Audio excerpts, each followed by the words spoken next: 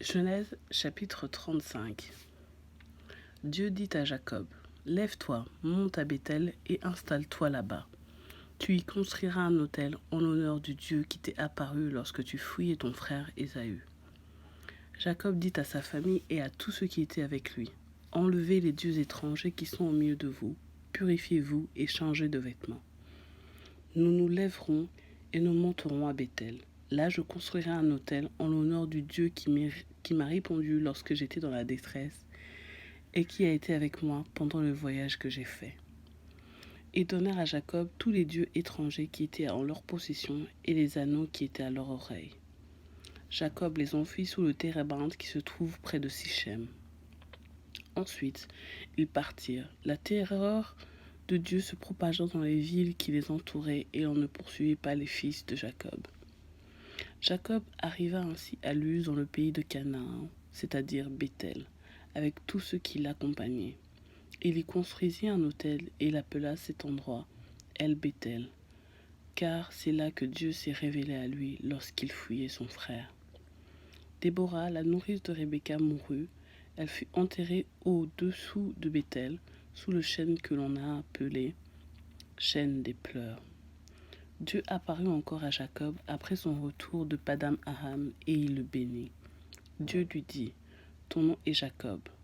Tu ne seras plus appelé Jacob, mais ton nom sera Israël. » Il lui donna ainsi le nom d'Israël.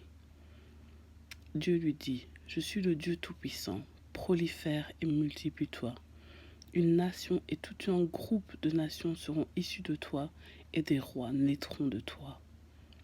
Je te donnerai le pays que j'ai donné à Abraham et à Isaac.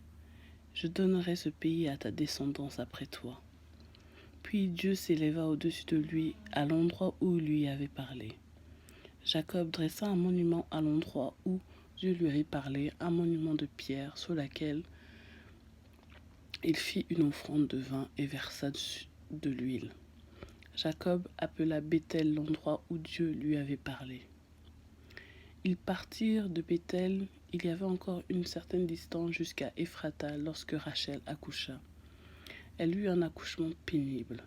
Pendant les douleurs de l'accouchement, la sage-femme lui dit, « N'aie pas peur, car tu as encore un fils. » Alors qu'elle allait rendre l'âme, car elle était mourante, elle lui donna le nom de Ben-Oni. Mais son père l'appela Benjamin.